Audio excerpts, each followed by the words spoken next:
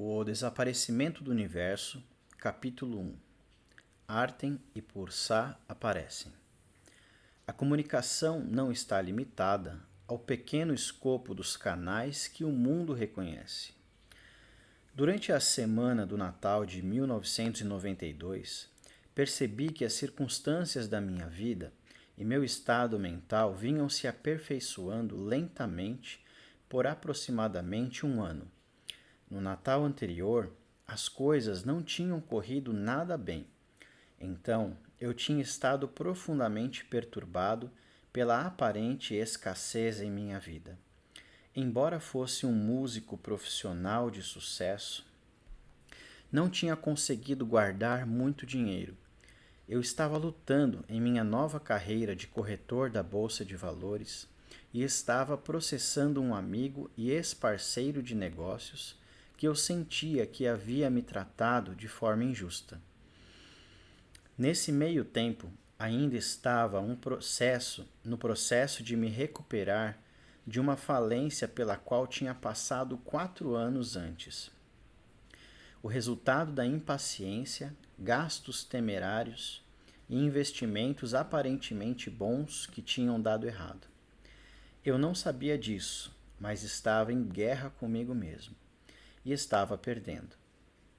Também não sabia, naquela época, que praticamente todas as pessoas estão em guerra e perdendo, mesmo quando parecem estar ganhando. De repente, algo mudou profundamente dentro de mim. Durante 13 anos, eu havia estado em uma busca espiritual, durante a qual tinha aprendido muito sem reservar de verdade o tempo necessário para pôr minhas lições em prática, mas naquele momento, uma nova certeza tomou conta de mim. As coisas têm que mudar, eu pensei. Deve haver uma maneira melhor do que essa. Escrevi para o amigo que estava processando e lhe disse que estava retirando minha ação legal para que pudesse começar a eliminar o conflito da minha vida. Ele telefonou e me agradeceu, e nós começamos a reconstruir nossa amizade. Com o tempo, fiquei sabendo que o mesmo tipo de cenário, de formas diferentes, havia acontecido milhares de vezes nas décadas anteriores. Conforme algumas pessoas em conflito tinham começado um processo de baixar suas armas e de se entregarem a uma sabedoria maior dentro de si mesmas. Assim, comecei a tentar ativar o perdão e o amor, como eu os compreendia naquela época, nas situações que me confrontavam em qualquer dia específico. Tive alguns bons resultados e algumas dificuldades muito duras, especialmente quando alguém apertava meus botões da maneira certa e exata, ou errada. Mas eu, pelo menos, sentia que estava começando a mudar de direção. Durante esse período, comecei a perceber pequenos flashes de luz no canto dos olhos, ou ao redor de certos objetos. Esses flashes de luz, claros como cristal, não ocupavam o meu campo inteiro de visão, mas estavam concentrados em áreas específicas. Eu não iria entender o que era isso até que me fosse explicado mais tarde. Durante todo aquele ano de mudanças, regularmente rezei pedindo ajuda a Jesus, o profeta da sabedoria que eu admirava mais do que qualquer outra pessoa. Eu sentia uma misteriosa conexão com Jesus, e em minhas orações frequentemente dizia a ele o quanto gostaria de poder voltar 2000 anos atrás e ser um de seus seguidores, para que eu pudesse saber como seria de verdade aprender com ele em pessoa. Então, durante a semana do Natal de 92, algo muito incomum aconteceu enquanto eu estava meditando na minha sala de estar, em uma área rural do Maine. Estava sozinho porque trabalhava em casa e minha esposa Karen viajava diariamente a trabalho para Lewiston. Não tínhamos filhos e, portanto, eu desfrutava de um ambiente bastante calmo, exceto pelos latidos ocasionais de nossa cachorra, Nuppy. Conforme minha mente emergiu da meditação, abri os olhos e fiquei atordoado de ver que não estava sozinho.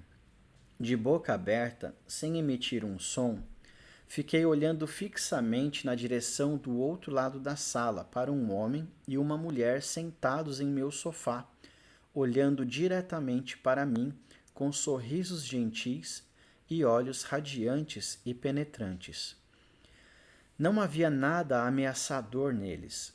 Na verdade, eles pareciam extraordinariamente pacíficos, o que achei tranquilizador. Pensando agora de novo nesse acontecimento, fico imaginando por que não fiquei mais assustado, uma vez que aquelas pessoas de aspecto muito sólido tinham aparentemente se materializado do nada. Assim, essa primeira aparição daqueles que logo seriam meus amigos foi tão surreal que o medo, de alguma forma, não parecia apropriado. Os dois aparentavam ter por volta de 30 anos e pareciam muito saudáveis. Suas roupas eram elegantes e contemporâneas. Eles não se pareciam com nada que eu tivesse imaginado sobre os anjos, mestres ascensionados ou qualquer outro tipo de seres divinos.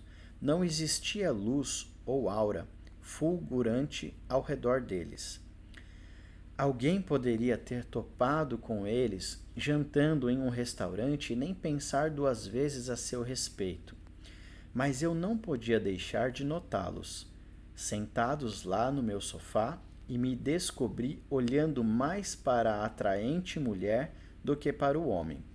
Percebendo isso, a mulher falou primeiro. Estamos aparecendo para você como símbolos cujas palavras vão ajudar a facilitar o desaparecimento do universo. E aqui entra a fala desse rapaz, Pursa.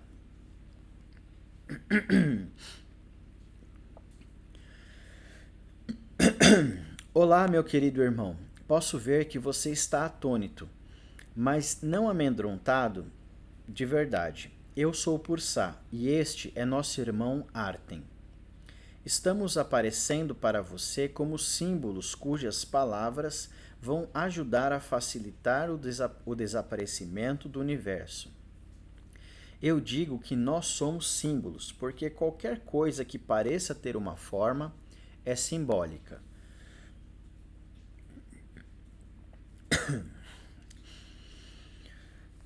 A única realidade verdadeira é Deus, ou o Espírito puro, que no céu são sinônimos. E Deus e o Espírito puro não têm forma. Portanto, não existe conceito de masculino ou feminino no céu. Qualquer forma, incluindo seu próprio corpo, experimenta no universo falso da percepção precisa, por definição, ser simbólica de alguma outra coisa. Esse é o significado real do segundo mandamento.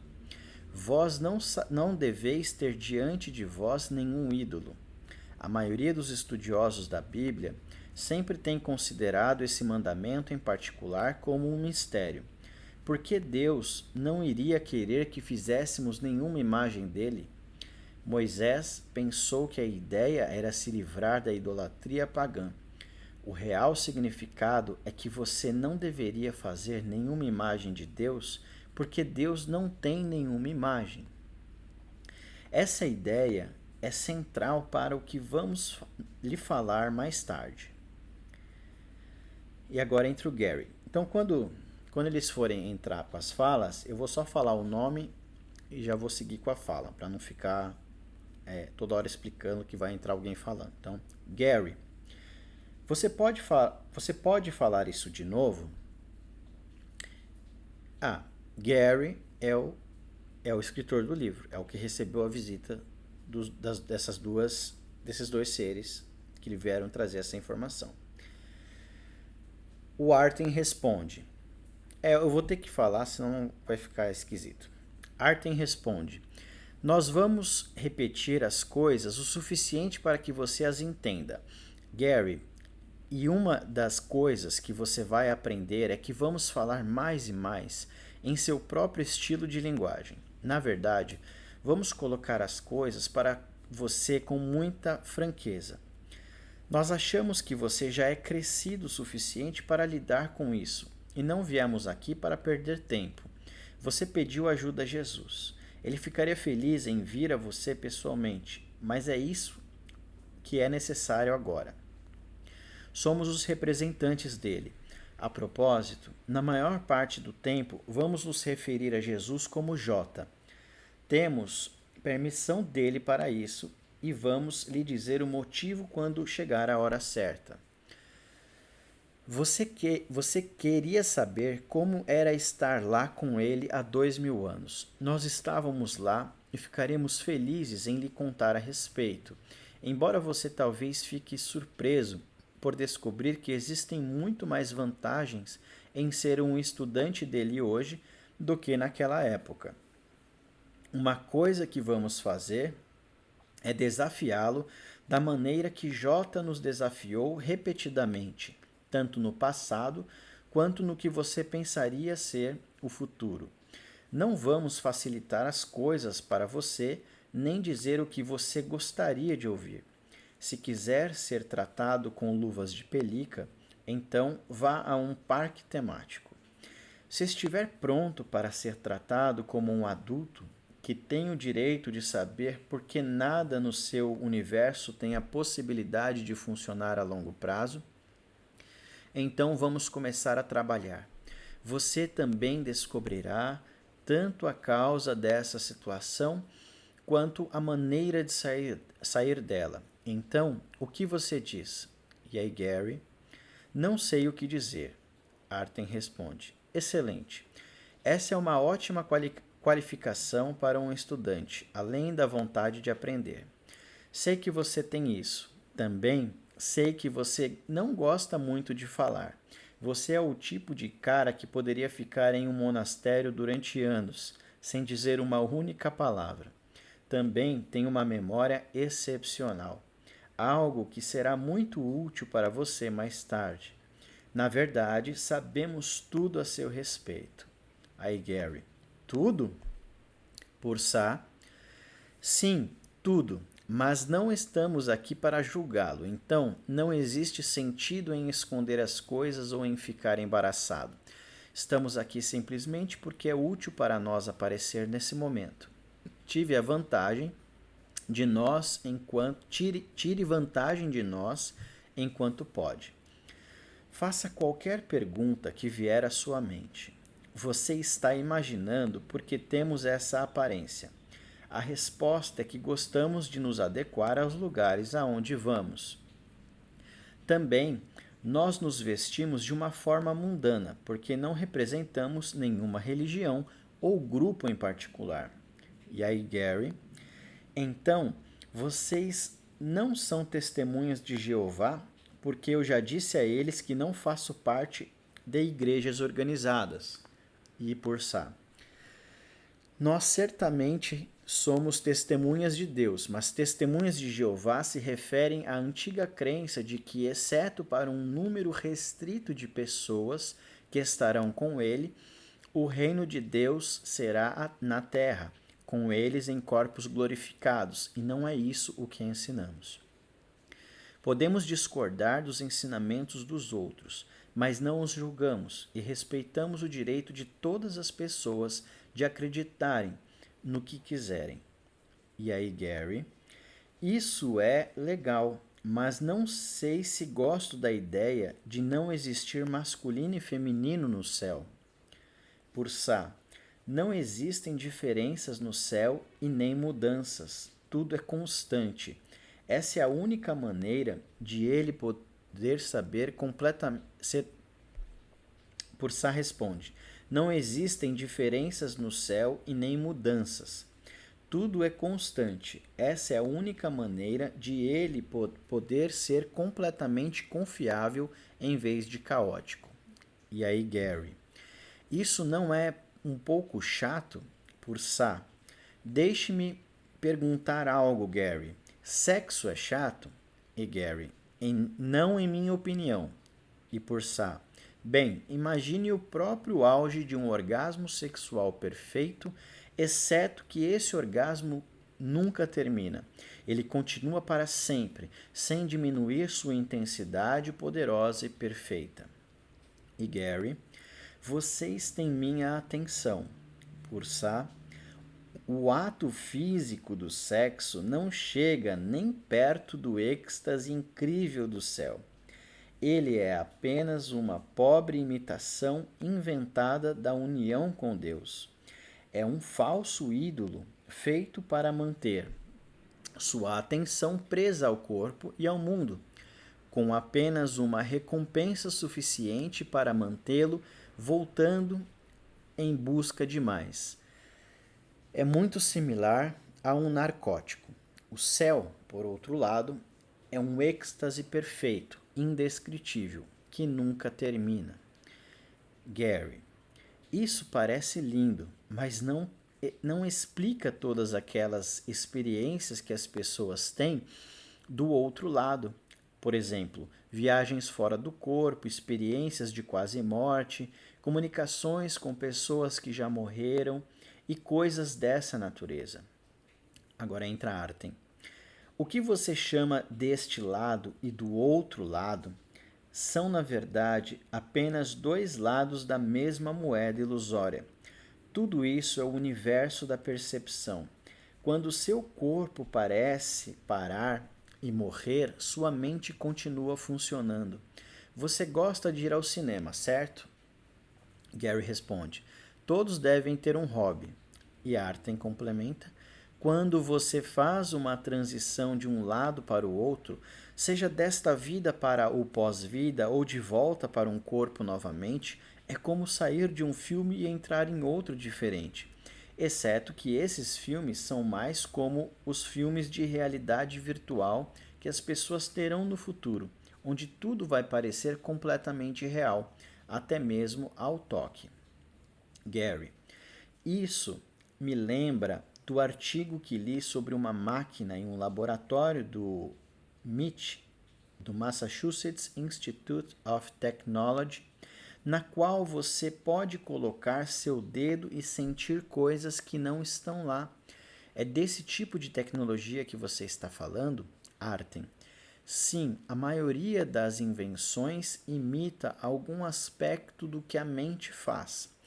Voltando ao ciclo do nascimento e morte, quando você aparentemente nasce de novo em um corpo físico e se esquece de tudo, ou pelo menos da maioria, tudo isso é um truque da mente. Gary, você está tentando me dizer que minha vida está toda na minha cabeça? Artem, ela está toda na sua mente. Gary, minha cabeça está na minha mente?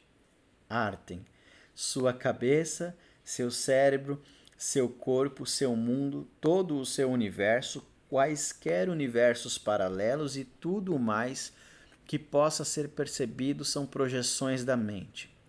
São todos simbólicos de um único pensamento.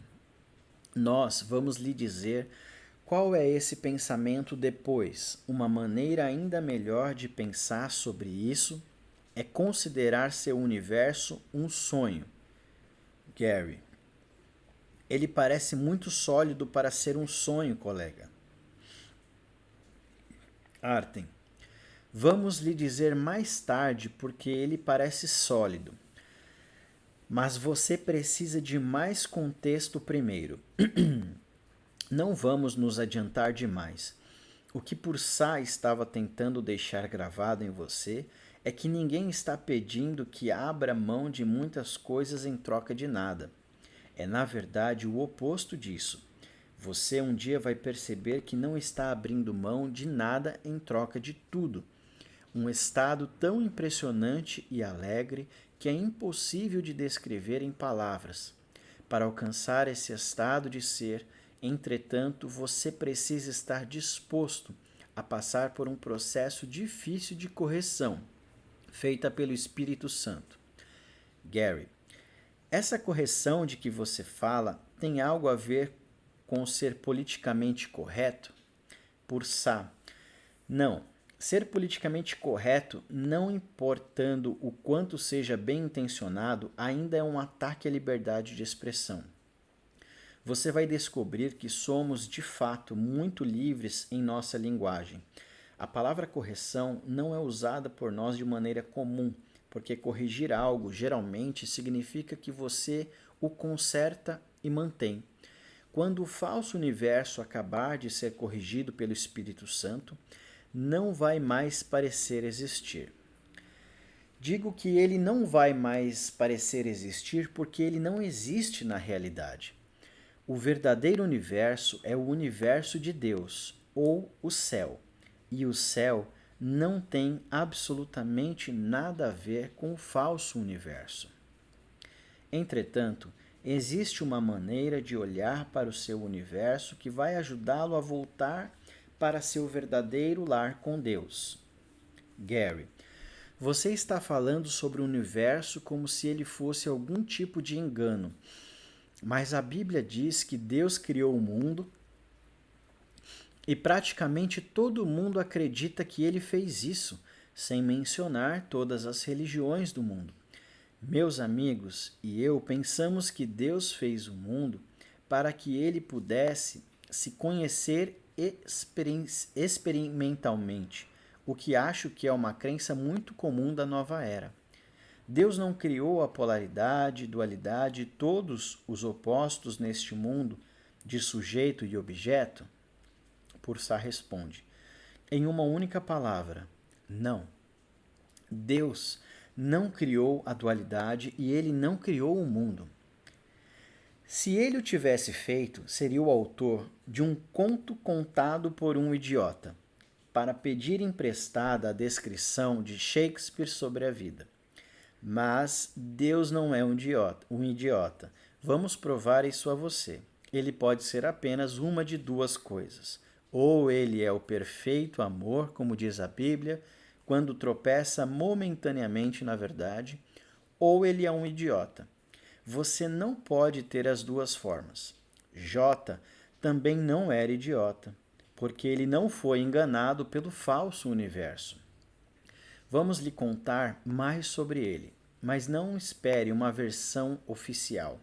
Você se lembra da história sobre o filho pródigo? Gary, claro. Bem, talvez fosse bom relembrar. Então, Pursa, pegue seu Novo Testamento ali e leia essa história para nós. Depois vamos lhe explicar algo. Mas deixe de lado o último parágrafo.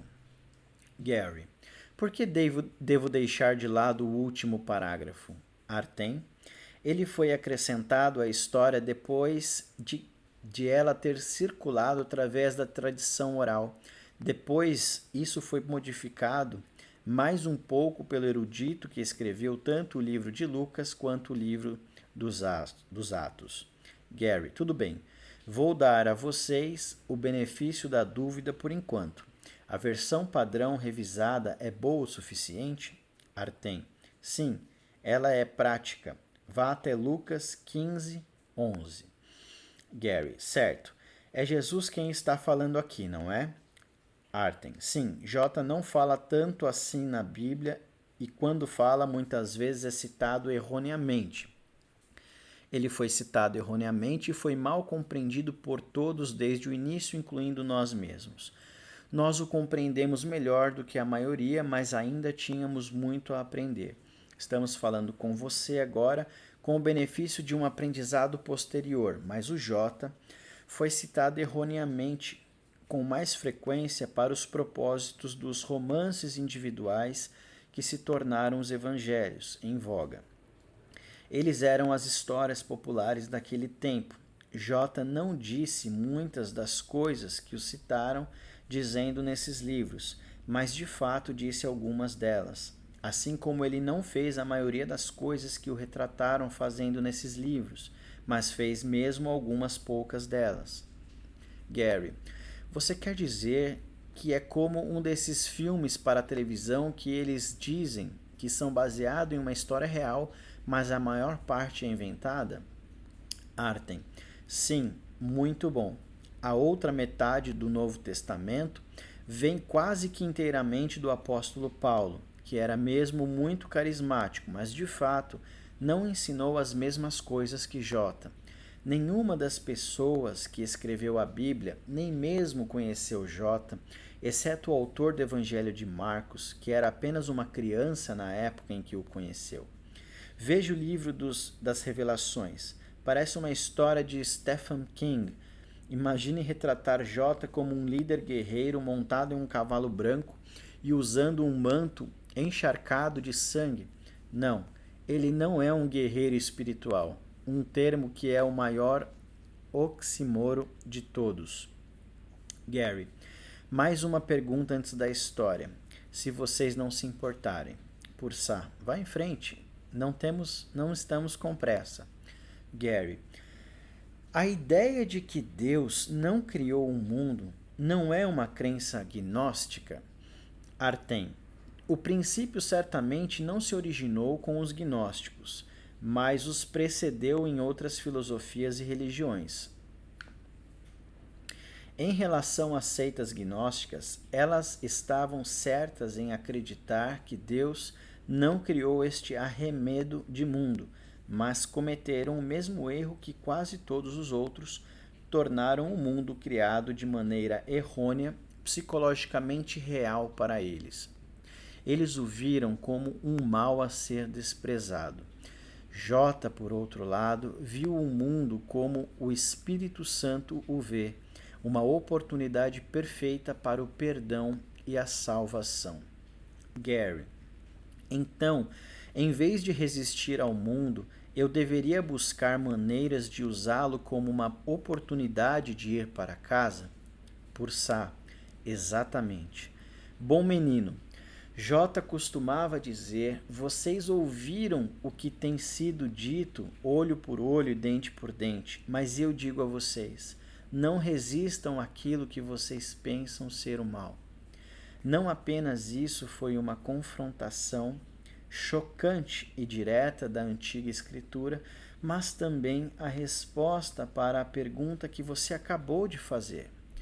Para demonstrar melhor a atitude de J, por que não lê aquela história agora?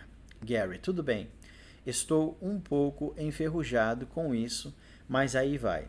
Eu vou pular aqui a história.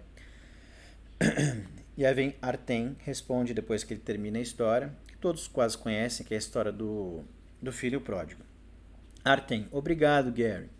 A história ainda continua muito boa, embora eu possa lhe assegurar que ela soava muito melhor em aramaico.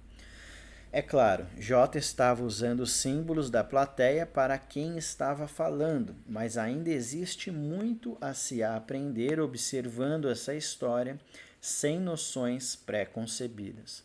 A primeira coisa que você tem que entender é que o filho não foi expulso de casa.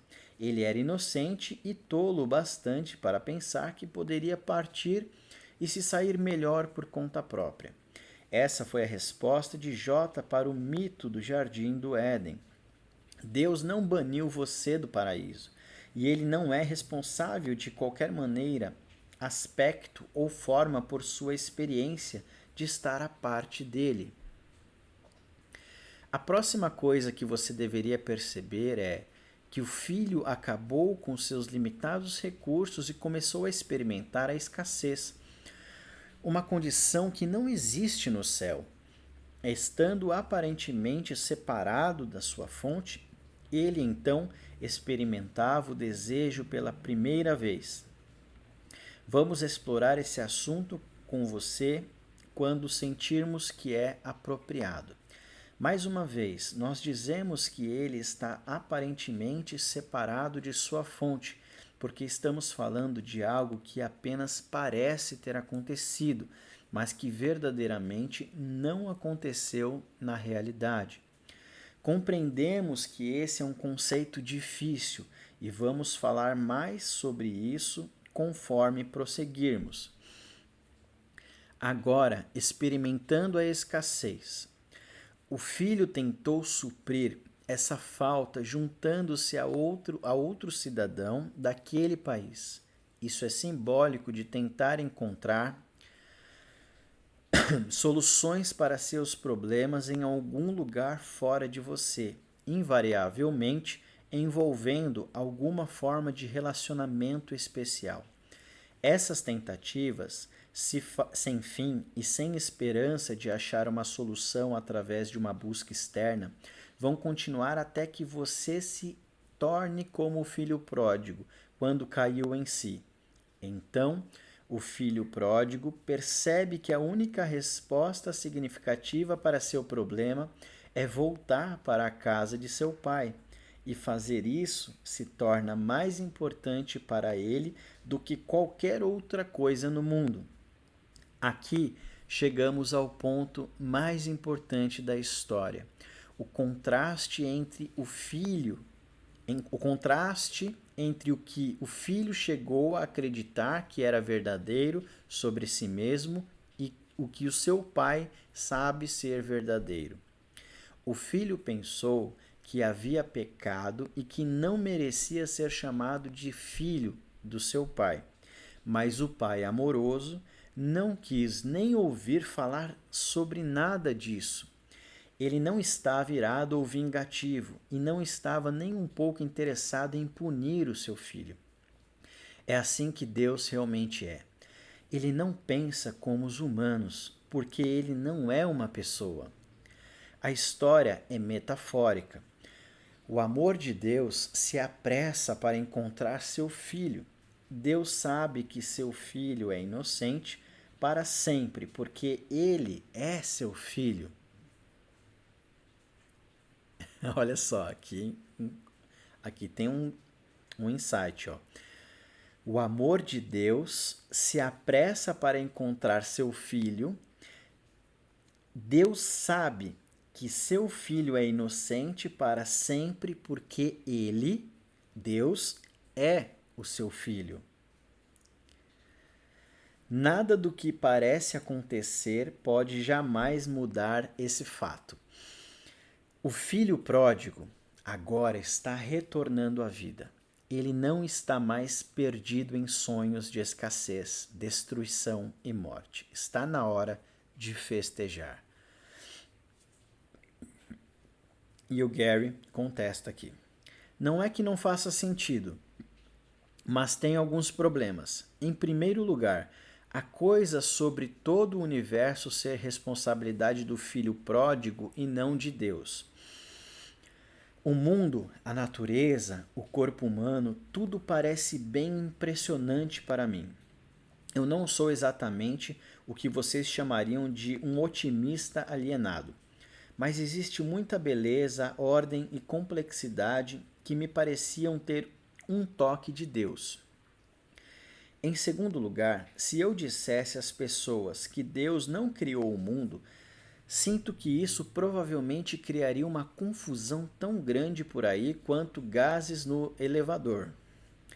Arten responde: vamos cuidar dos gases primeiro. A verdade é que você não tem que dizer nada a ninguém. Seria completamente possível que você praticasse o tipo de espiritualidade sobre a qual vamos conversar sem que ninguém mais soubesse. Isso será entre você e o Espírito Santo ou J. Qual deles você preferir? A única diferença agora entre o Espírito Santo e J é que um é abstrato e o outro específico. Eles são, na verdade, o mesmo, e o seu trabalho será feito em sua mente junto com eles. Isso não é sobre tentar salvar um mundo que, na verdade, não está lá fora de qualquer maneira. Você salva o mundo se concentrando em suas próprias lições de perdão. Você salva o mundo se concentrando em suas próprias lições de perdão.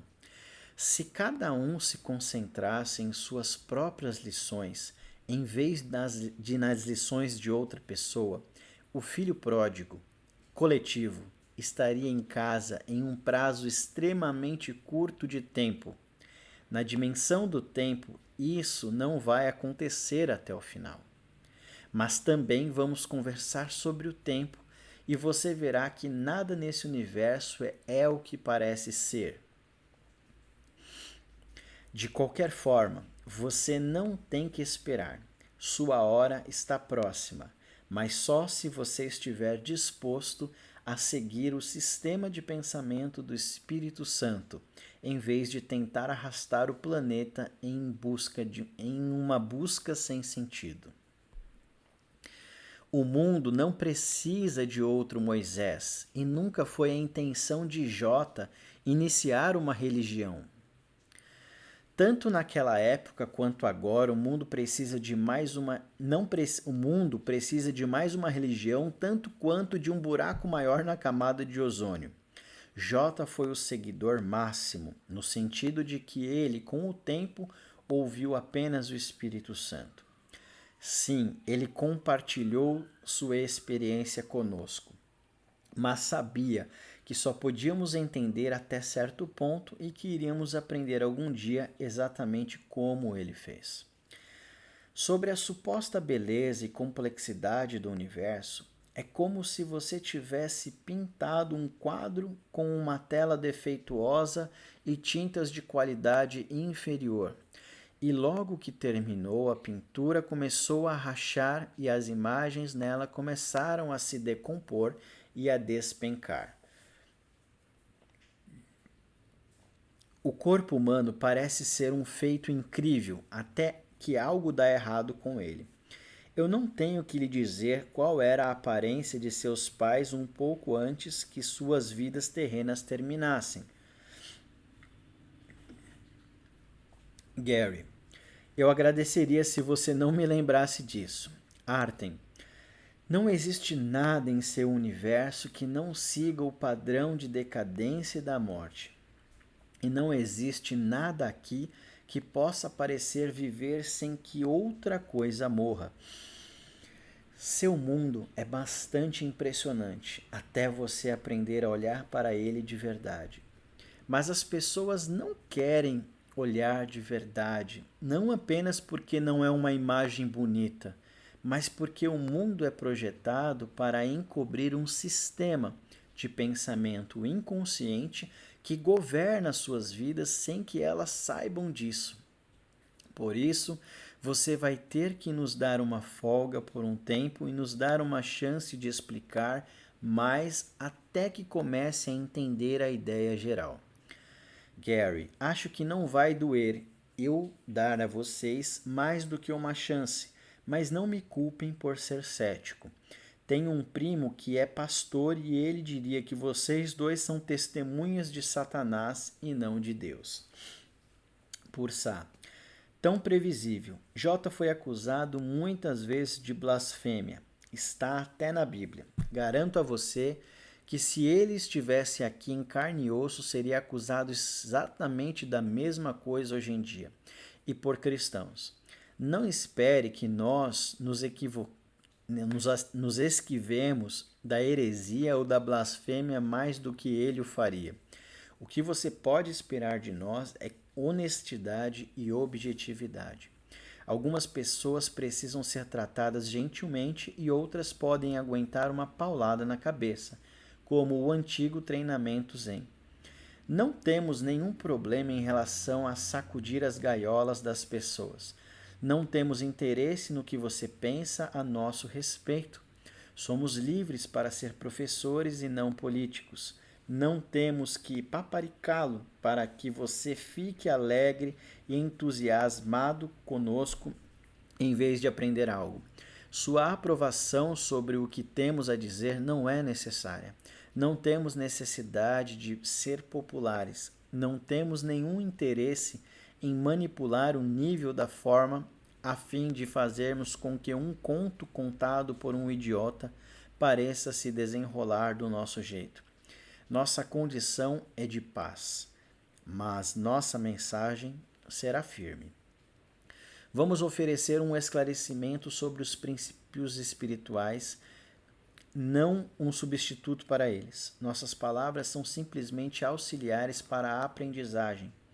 Nosso propósito é ajudá-lo a compreender certas ideias para que o Espírito Santo seja mais acessível a você em seus estudos e em suas experiências diárias.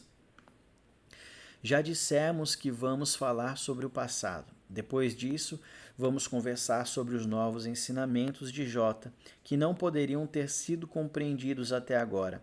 Existe um documento espiritual do qual você, Gary, ouviu falar pela primeira vez no início dos anos 80, através de um colega que participou com você daquele curso de 6 dias. Você não leu nenhum trecho dele naquela época, o que também é correto, mas vai começar a estudá-lo dentro das próximas semanas. Esse ensinamento se originou durante esta sua vida, mas você vai ver que não é deste mundo. Ele está se espalhando por muitos países e, em geral, já está sendo mal interpretado e mal compreendido, assim como a mensagem de Jota foi distorcida há 2000 anos. Isso era de se esperar. Mas vamos ajudá-lo a começar com o pé direito com essa obra-prima metafísica para que você possa ouvi-la de maneira mais clara. Gary, fico feliz que você pense que sabe de tudo, incluindo o meu futuro, mas eu vou decidir o que eu vou estudar e vou fazer e quando vou fazer isso. Entretanto, sempre pensei que Jesus era legal e vocês falam bastante sobre ele. A maioria dos meus amigos da nova era não fala muito nele. É quase como se eles ficassem embaraçados em relação a ele. O que vocês acham disso? Artem, não é de Jota que eles não gostam. É a versão bíblica de Jota, orientada para o comportamento, que tem sido socada neles goela abaixo a vida toda para que eles não podem suportar. Existe outra questão envolvida que vamos abordar na hora certa, mas você pode culpar seus amigos por estarem confusos sobre Jota. O cristianismo é tão conflitado que promove abertamente ensinamentos que são diametralmente opostos uns aos outros, como se espera que alguém lide com isso. As pessoas um dia vão parar de culpar Jota por algumas das coisas absurdas que o cristianismo fez e continua a fazer em seu nome. Ele não tem mais a ver com isso do que Deus tem a ver com este mundo. Gary, vocês estão me dando um material bem radical aqui.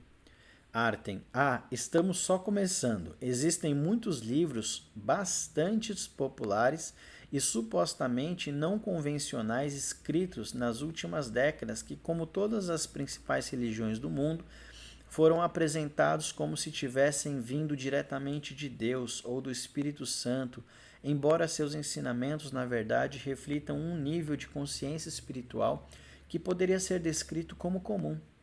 Para todos os fins e propósitos, o dualismo, que definiremos durante visitas futuras, é o nível de pensamento do mundo inteiro, até mesmo entre a maioria das pessoas que seguem caminhos espirituais não dualistas. Embora seja verdadeiro que o Espírito Santo trabalha com todas as pessoas de uma maneira que possam entender, que é o motivo pelo qual todos os caminhos espirituais são necessários. Um dos nossos desafios para você é que os ensinamentos do dualismo precisam, um dia, levar aos ensinamentos e à prática do semi-dualismo, não dualismo e, finalmente, ao puro não dualismo, se você quiser experimentar o amor de Deus.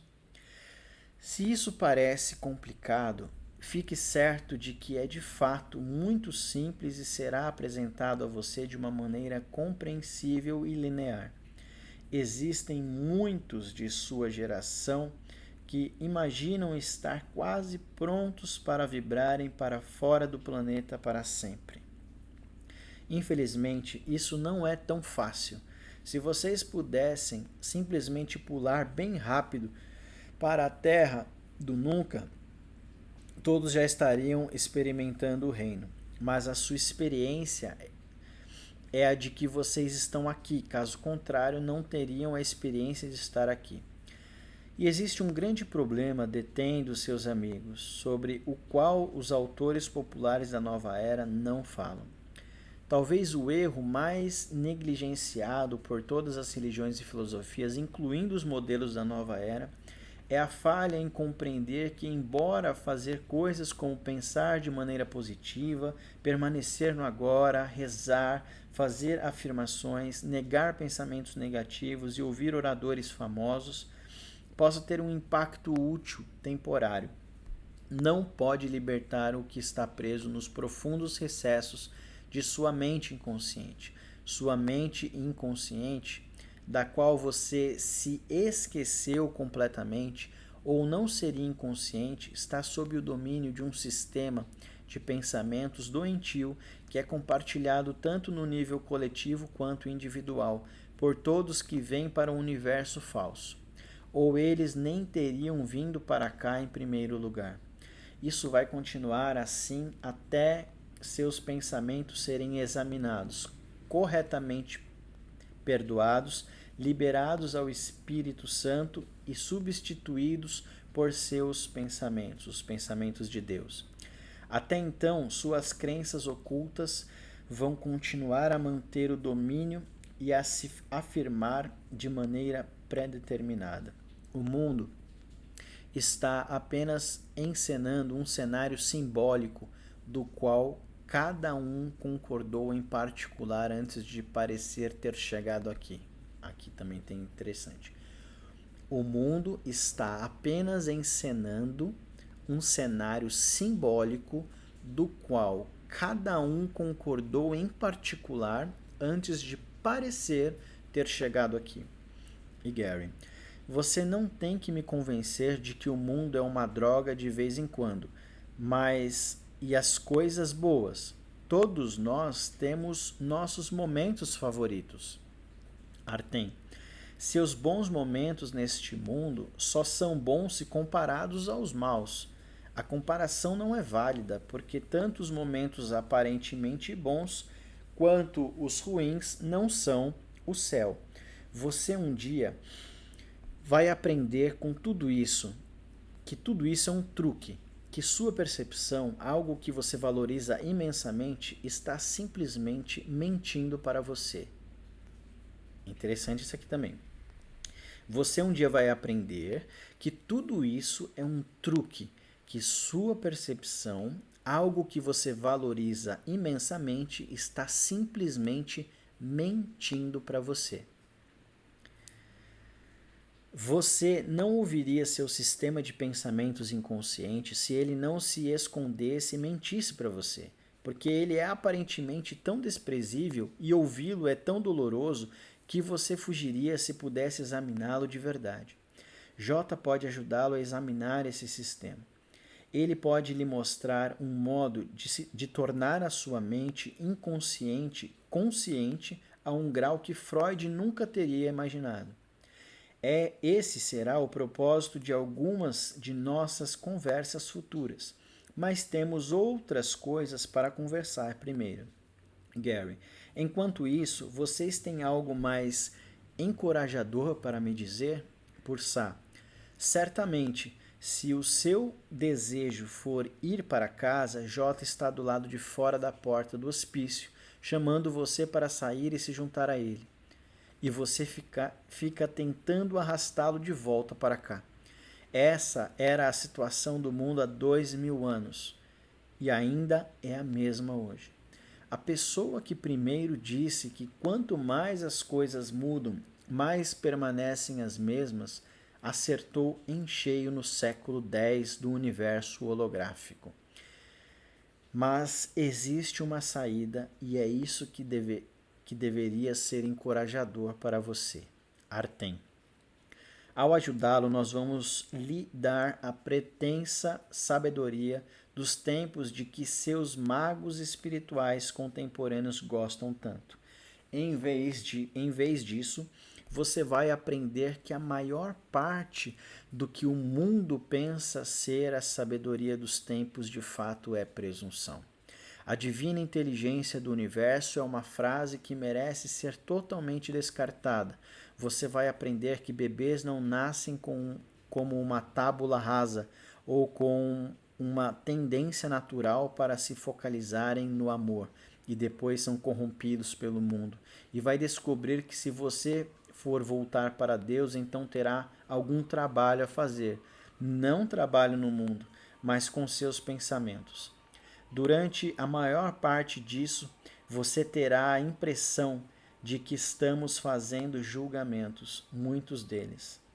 Existe uma boa razão para isso. A única maneira possível de lhe ensinarmos algo é pelo contraste entre o pensamento do Espírito Santo e o pensamento do mundo.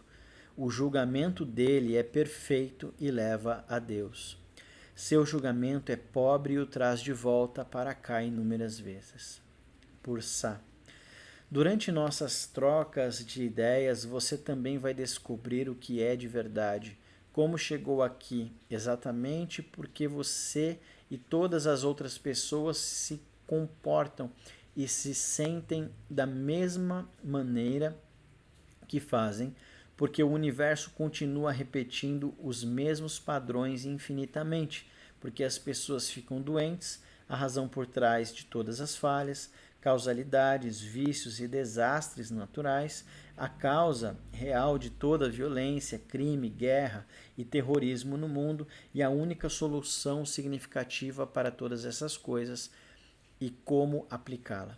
Gary, se vocês conseguirem me contar tudo isso, vão ganhar um prêmio. Por Sá, existe apenas um único prêmio no qual todas as pessoas deveriam estar interessadas. Gary, o céu? Artem, sim. Você ouviu a verdade, você ouviu que a verdade o libertará. Isso é verdadeiro, mas ninguém lhe diz o que é verdade. Você ouviu que o reino do céu está dentro de você. Isso também é verdade, mas ninguém lhe diz como chegar lá. Se alguém o fizesse, você ouviria?